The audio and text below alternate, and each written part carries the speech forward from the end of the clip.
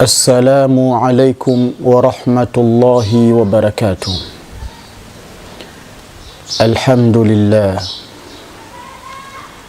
الحمد لله الذي قال: وإذ قال ربك للملائكة إني جاعل في الأرض خليفة قالوا أتجعل فيها من يفسد فيها ويسفك الدماء ونحن نسبح بحمدك ونقدس لك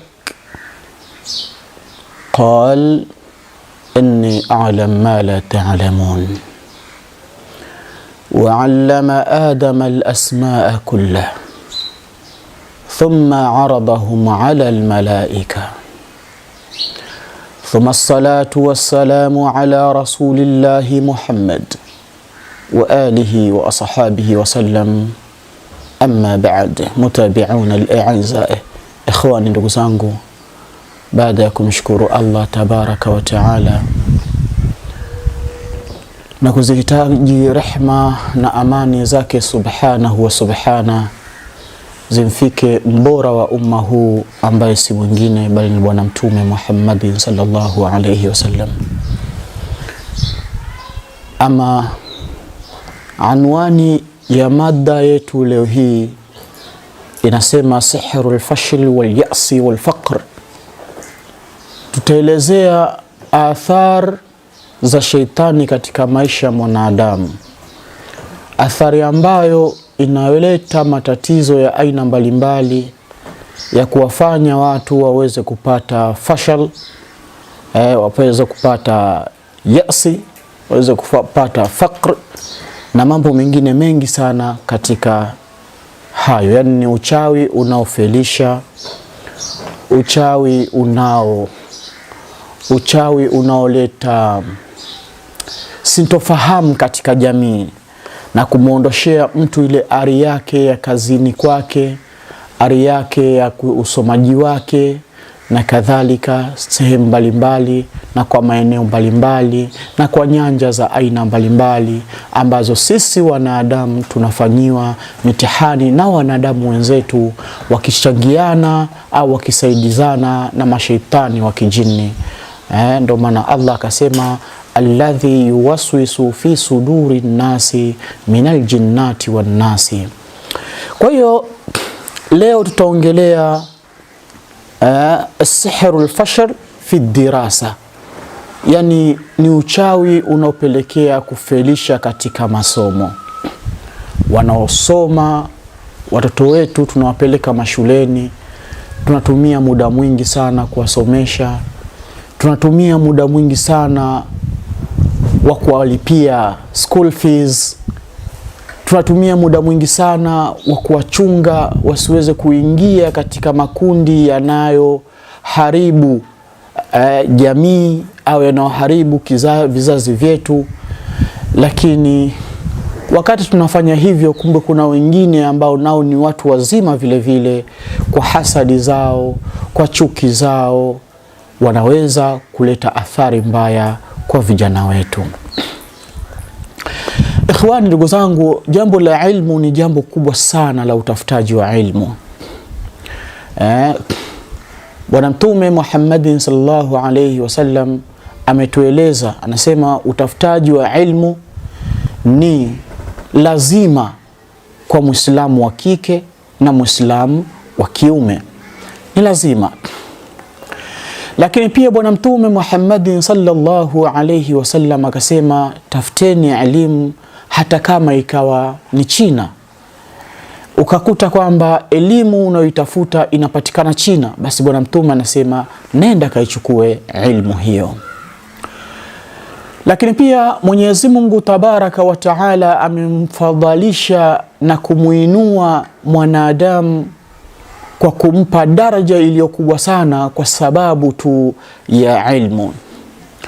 Ndio maana Mwenyezi Mungu akasema, wa idh qala rabbuka lilmalaikati inni ja'ilun fil ardi khalifa, kwamba ewe Mtume Muhammad sallallahu alaihi wasallam, kumbusha mji mzima wa Maka na ulimwenguni kote kuhusu Mwenyezi Mungu aliposema, au Mola wako aliposema kuwaambia malaika, sema inni ja'ilu fil ardi khalifa, kwamba mimi nataka nimweke kiumbe mbadala katika ardhi. Qalu, malaika nao wakasema kumwambia Allah tabaraka wa taala, sema ataj'alu fiha man yufsidu fiha wa yasfiku dima. Vipi Mwenyezi Mungu tabaraka wa taala, iweje uweze kumweka kiumbe katika ardhi ambaye atakayekuja kumwaga damu na kufanya fisadi nyingi sana katika ardhi, kama wale ambao waliokwisha tangulia walifanya fisadi hizo? Kwa sababu kuna hinna na binna na jinna na ins walikuwepo huko kabla ya mwanadamu kuwepo ardhini. Walikuwepo kina hinnu, baada ya hapo wakaja kina binnu, baada ya hapo wakaja jinnu, na baada ya hapo wakaja al-ins, mwanadamu.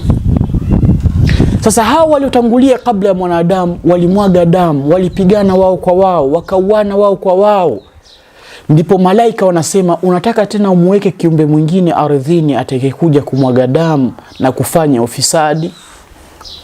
Allah akasema, inni a'lam ma la ta'lamun, mimi najua yale ambao ninyi malaika msiyojua. Kisha Mwenyezi Mungu baada ya kumwandaa mwanadamu akasema, waambie malaika majina ya vitu hivi, kwa sababu kabla ya kumwambia hivyo Allah anasema wa'allama Adama al-asmaa kulla. Allah akamfundisha mwanadamu majina ya vitu vingi. Kwa ule musabaka ulipoendelea, ndipo ikawa sababu ya Nabi Adam alayhi salam au ya mwanadamu kuwashinda ilmu malaik, na hivyo ikapelekea Adam kusujudiwa sijda ya heshima kwamba amewashinda malaik. Kilichopelekea kupata hadhi hiyo ni ilmu. Ndio maana nasema leo tunazungumzia sihru al-fashal fi dirasa, uchawi unaoleta kufelisha watoto wetu katika masomo yao. Nisikilize ndugu yangu, yawezekana ukapata mambo yaliyokuwa mazuri kabisa kwa idhini yake subhanahu wa ta'ala. Lakini kabla sijaendelea, ni kuombe hapo chini ya video yako kuna maandishi mekundu yameandikwa subscribe, yabonyeze hayo maandishi mara moja, kisha itakuja alama ya kengele nayo ibonyeze mara moja. Hiyo itakufanya wewe na mimi tuendelee kuwa wanafamilia wa channel yetu hii pendwa, na mambo mazuri kila atakapoendelea kutoka, wewe na mimi tutakuwa ni watu wa kwanza kupata elimu hizo biidhnillahi tabaraka wa taala. Sasa tunaongelea namna gani watoto wetu wanapatwa madhara mazito wanapokuwa katika hali ya utafutaji wa ilmu. Edha madhara hayo na matatizo hayo wanapatia wakiwa nyumbani kwao, edha matatizo hayo wanayapatia wakiwa njiani kwenda kuitafuta ilmu au kutoka kuitafuta ilmu, au madhara hayo wanayapata wakiwa katika masomo yao, mashuleni mwao, mavioni mwao na kadhalika. Yote haya, wewe baba mzazi, wewe mama mzazi, wewe kijana ambaye ni wa shule ya msingi, wewe kijana ambaye ni wa sekondari, wewe kijana ambaye ni wa chuo unasomea fani za aina mbalimbali, lisikilize hili, linaweza likakufaa katika maisha yako. Kwanza tuanze na taarif, kulijua tatizo lenyewe namna gani lilivyo, asili ya tatizo. Mwanachuoni anasema huwa nau'u, hii sihr al-fashal fi dirasa, uchawi wa kufelisha huu ni wa aina gani? Mwanachuoni anasema huwa nau'u min as-sihri yuaddi ila al-fashal al-insani fi jami'i majalati al-hayati wa la yukhalifuhu at-tawfiq fi ad-dirasati wal-amali waz-ziwaji. Mwanachuoni anasema uchawi wa aina hii wa kufelisha ni uchawi ambao umetamalaki katika nyanja nyingi sana, ingawa kwa leo mimi hii nataka kuongelea katika nyanja moja tu ya utafutaji wa ilmu.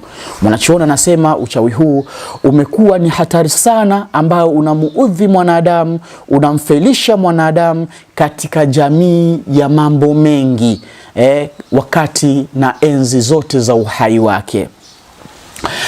Na uchawi huu unapokuwa umemfika mwanadamu huyo, wala hauwezi ukamtenga uchawi huo mpaka uhakikishe yule mwanadamu kapatwa na matatizo ya aina mbalimbali. Akasema mwanachuoni, kama vile mashuleni, kwenye masomo ya mtu, katika kazi za mtu, lakini pia katika ndoa za watu na kadhalika. Anasema wayakunu fi fashali mutawassil fala yastamiru fi amali muayyan wala taflihu mahu at-tijara. Mtu huyu anapopatwa na tatizo hili, huyu hawezi kupata falhi yoyote, yani kufuzu kokote kule, bali uchawi huu utaendelea kumwandama mtu huyo katika mazingira ya kawaida na mazingira ambayo si ya kawaida. Biashara zitakuwa kwake zinayumba, masomo kwake yatakuwa hayana maana kwake, mke au mume atakuwa si lolote si chochote kwake. Katika hali za namna hiyo tunapata kuona, kwa sababu leo nazungumzia upande wa wanafunzi, inshallah biidhnillahi tabaraka wa taala tutakuja kuzungumzia upande wa mke na mume, namna gani wanavyokuwa wanafelishwa vipi katika ndoa yao. Lakini pia tutakuja kuzungumzia namna gani uchawi huu unaweza kumfanya mtu akawa ni fakiri, kwa maana kwamba ukamshusha kutoka kule alipokuwa katika daraja yake ya kipato chake, akashuka mpaka kuwa ni mtu dhalili sana. Subhanallah, Allah Karim atulinde kwa uwezo wake subhanahu wa subhana.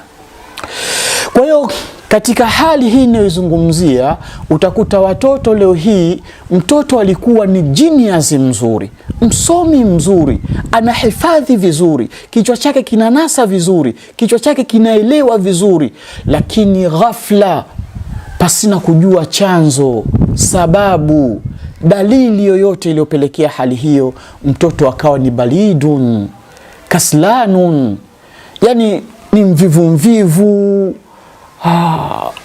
mjinga, asielewa, yani kichwa chake kimekuwa ni kichwa dafu.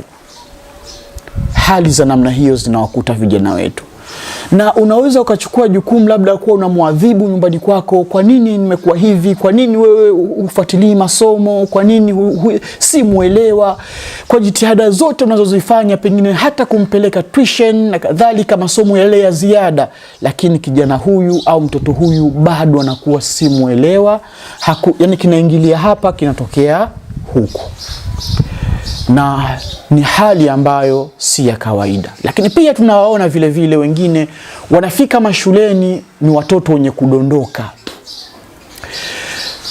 watoto wanakuwa wanapiga makelele, watoto wanakuwa kama tunasema wamepatwa na mashaitani katika miili yao. Shule unaweza kusema kwamba labda inachezewa na wachawi wa kila aina. Ni vitu kama hivyo, mambo mengi sana wanawakuta vijana wetu. Vijana wetu wamekuwa wanapatwa na matatizo makubwa. Kwa hiyo haijalishi kijana huyu anayesoma ni mkubwa wa umri wa kiasi gani, madamu umeshiriki katika mambo ya masomo, haya yanaweza kukukuta, na yanawakuta watu kwa sababu tu ya hasadi na vifundo vya wanadamu wenginewe, kwa kuweza kumhasidi mtoto wa mwenzake, kwa nini ameweza kufika mpaka chuo, kwa nini amekuwa ni msomi mzuri, kwa nini ameweza kupata kazi nzuri kwa sababu ya elimu yake na kadhalika, na hatimaye hapo pakajengeka mazingira mazito kabisa, vijicho vya aina mbalimbali, hatimaye kijana wetu akaweza kufeli katika hali za namna mbalimbali. Kwa hivyo biidhnillahi tabaraka wa taala, leo hii na mimi nikaonelea ni vizuri nikuletee nini cha kuweza kufanya ili kuweza kumsaidia kijana wetu, nini cha kuweza kufanya ili kuweza kumsaidia binti yetu aweze kufikia malengo kama jinsi wewe unavyotaka mwanao awe. Yani mwanao asipitie mazingira ambao uliokulia wewe mzazi. Pengine enzi zako wewe kupata kusomeshwa, lakini wewe umejaliwa kidogo hali na ule muamko wa kiilmu, basi unataka umsomeshe mwanao ili asiweze kupitia maisha ambayo ulipitia wewe. Lakini bahati mbaya anatokea fisadi mmoja, mwanadamu mwenzio anakuja kukuharibia mwanao, kijana wako, binti yako.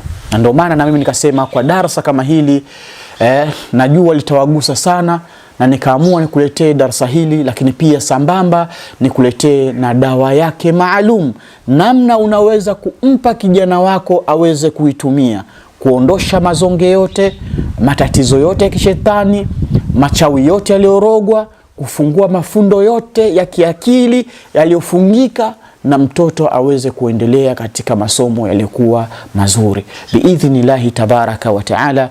Ni dawa hii mujarabu sana sana sana, kama utaweza kuipata itakunufaisha kwa maisha yako ya sasa na baadaye kwa hurma yake subhanahu wa subhana. Ikhwani, ndugu zangu, watoto ni tegemeo letu katika maisha yetu ya baadaye. Watoto waje kutulea kama sisi tulivyowalea. Watoto waje kututunza kama sisi tulivyowatunza. Itakuwa ni ajab, tena ajab ya Rahman, kwamba unatumia gharama nyingi kumsomesha, unatumia akili nyingi kumsomesha, unatumia fikra nyingi kumsomesha, halafu mtu akatumia sekunde chache tu kuja kuharibu yale yote ambayo unafikiria wewe, ambayo yatakuja kuathiri kipindi hiki cha masomo yake, lakini hata maisha yake mtoto ya baadaye, na hata matarajio yako wewe kwa mwanao ya baadaye yakaja kuharibu na mtu mmoja. Mtunze mwanao, mlinde mwanao. Miongoni mwa vitu vya kuweza kumlinda mtoto wako, kijana wako, ni dawa hii ambayo ni mujarabu sana katika kuweza kurudisha akili za kijana, uelewa wa kijana, ufahamu wa kijana, kupenda kumrudishia ile ari ya kuweza kuyapenda masomo yake, na akaweza kudumu katika masomo yake, na akawa ni genius biidhnillahi tabaraka wa taala. Lakini pia sasa, namna gani utamfahamu kijana wako kwamba amepatwa na matatizo ya uchawi huu? Tunasema sihrul fashal fi dirasa, uchawi unaofelisha katika masomo. Utamjuaje kama kijana wako amepatwa na uchawi wa namna hiyo? Nisikilize, hizi ni dalili kadhaa ambazo naweza nikakupa kwa mujibu wa mwanachuoni huyu aliyeeleza majambo haya, kama dalili 10 tu muhimu sana. Yawezekana ukaziona kwa kijana wako na ikawa ni sababu ya kujua kwamba mwanangu sasa amesuibiwa na jambo zito katika maisha yake. Tunasema al-a'rad, as-sihr, al-fashal wa dirasa. Dalili za kuweza kumjua kijana wangu kwamba amepatwa na uchawi wa kufelisha katika masomo yake. Tunasema dalili ya kwanza, anasema mwanachuoni, anasema yataraja'u al-mustawa dirasi lilmashhuri taraji'an kabira duna sababa. Mwanachuoni anasema ya kwamba dalili ya kwanza ni kuona kushuka kiwango cha mustawa wa masomo ya mwanao. Mustawa wa masomo ya mwanao, kuona kwamba kiwango chake kimeshuka, tena kwa kushuka kwa kiwango kikubwa sana. Hii ni moja ya sababu ya kujua kwamba mwanangu sasa amepatwa na uchawi wa kufelisha katika masomo yake.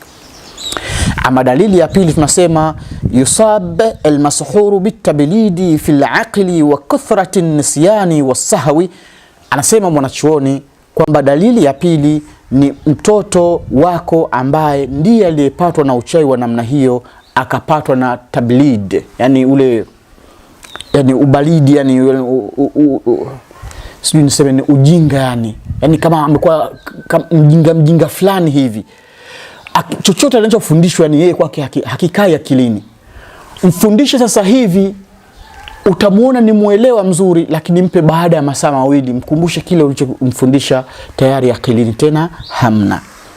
Kwa anakuwa ni balid wa akili yake, katika akili yake, na mwingi wa kusahau kwa kile alichokifundishwa na mwalimu wake.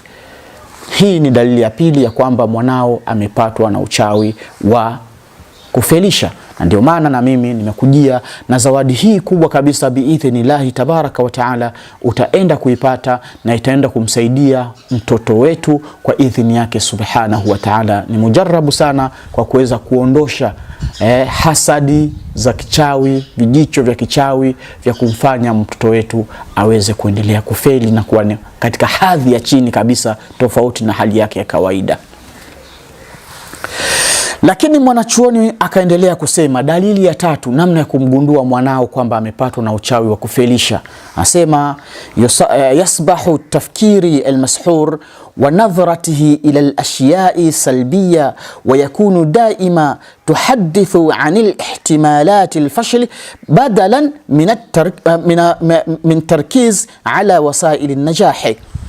Mwanao utamkuta, mwanachuoni anavyoeleza, subhanallah yarhamukumullah, kwamba utamkuta huyu aliyerogwa mtazamo wake wa kimasomo unaanza kubadilika sasa.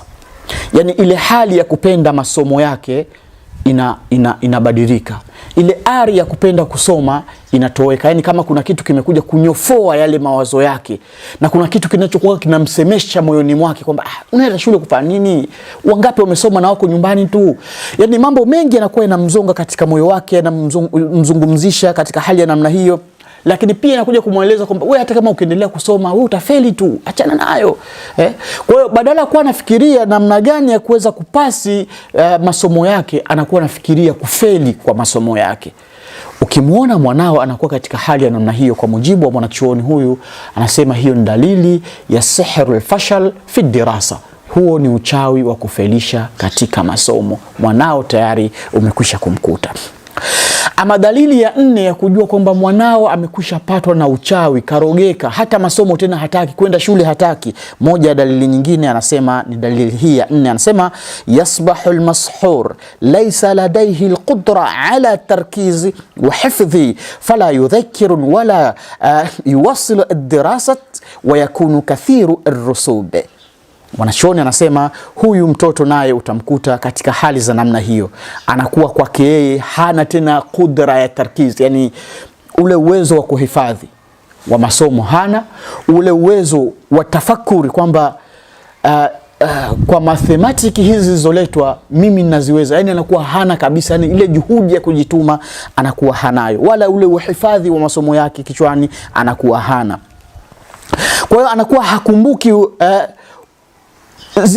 yale masomo yake yote aliyokuwa akiyasoma toka mwanzo wake mpaka hapo alipo. Yani unaweza kumletea swali la darasa la 7 wakati yeye ni form 4 na la somo la darasa la 7 ambao tayari alikwisha kuisha kulisoma na bado akafeli vile vile. Hii ni hali ambayo inawakuta vijana wetu. Kwa unapoona hali ya namna hiyo, muwahi mwanao ili ukuweza kuyakamilisha malengo na matarajio yako kwa mtoto wako.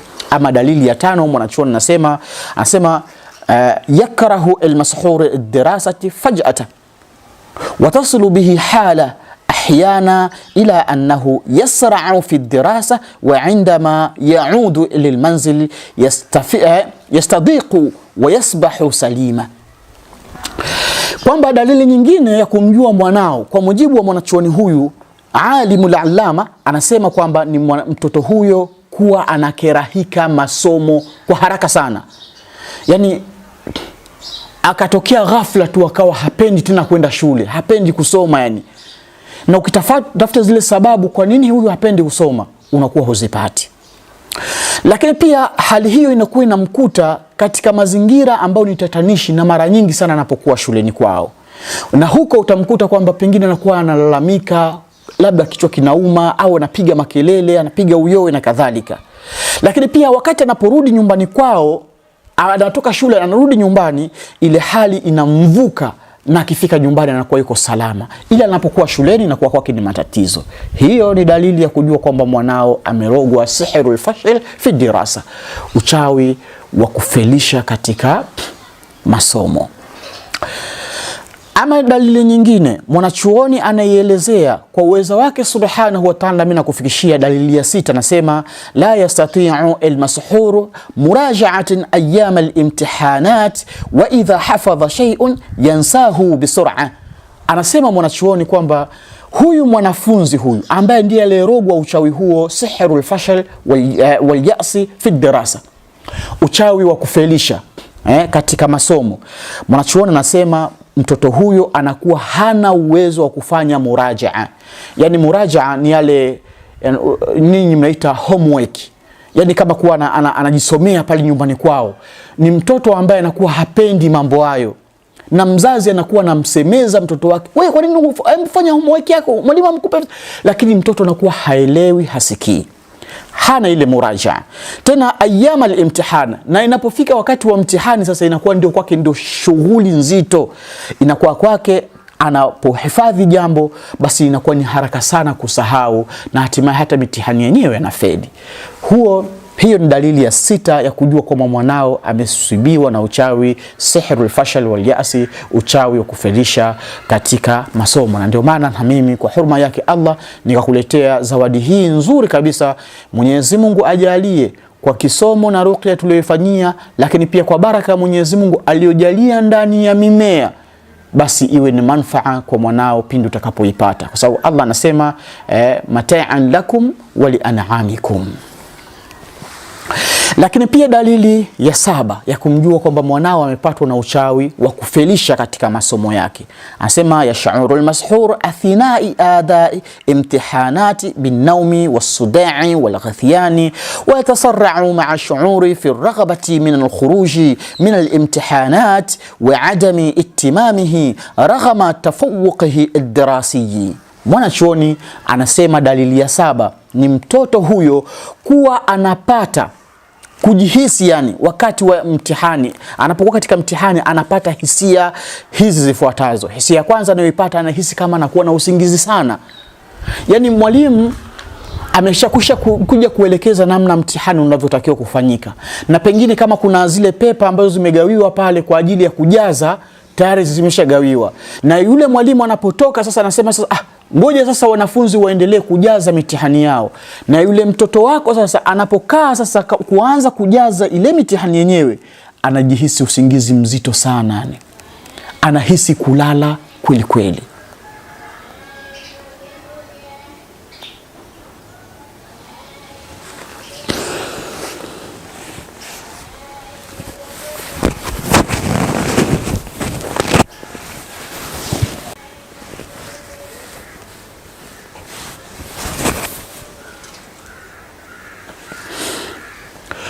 Kwa hiyo ni hisia ya kwanza ambayo unahisi mtoto wako anahisi usingizi. Ama hisia nyingine atakayoipata kipindi hicho ni sudaa, kichwa kinauma kweli kweli.